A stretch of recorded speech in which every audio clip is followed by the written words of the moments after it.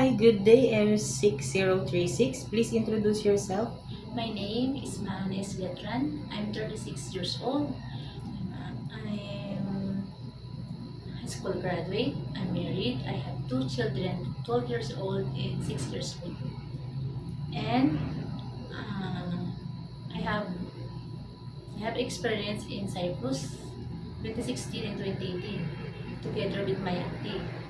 My main duties is take care of our children, 12 years old, 10 years old, 8 years old, and 5 years old. I prepare breakfast.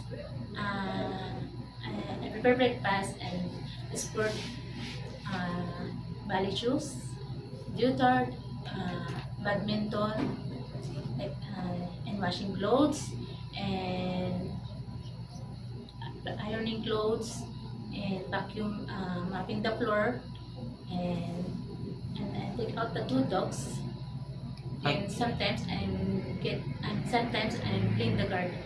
Okay, you are the one who cleaned the garden. So, since you don't have any experience taking care of a newborn baby, my question is, it is okay to you to take care of a newborn?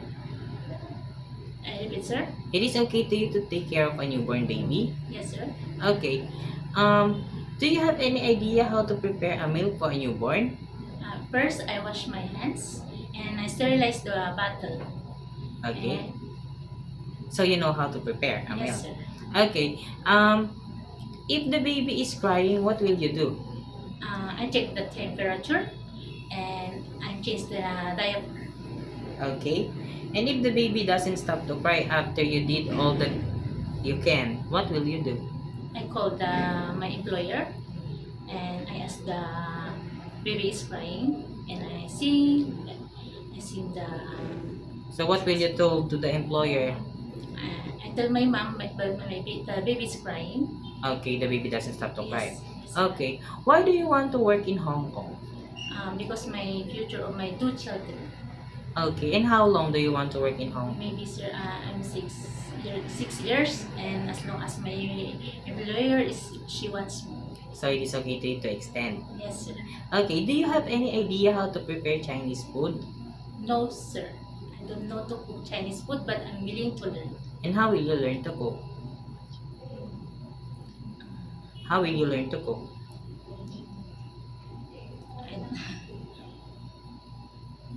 I'm willing to cook steamed fish. No. What I mean, so you don't have any idea how to prepare Chinese food. Yes. And how will you learn to cook Chinese food? I know. I read the YouTube. Sir. Okay, you will watch on Yes. YouTube. Yes. And you could also ask your madam and sir if they could teach you how to prepare, right? Yes, sir. If you have an employer in Hong Kong. Okay. If your employer prepared some food that you are not familiar, it is okay to you to eat the food that they provide. Yes, sir. It is okay to you to cut your hair into short. Yes, sir. Yes, sir. How about sharing jobs with a helper? Nani? It is okay to you to share jobs with a helper. Yes, sir. How about work on Sunday or in a holiday setup? Nani? It is okay to you to work on holiday or Sunday setup. Yes, sir. It's okay. Okay.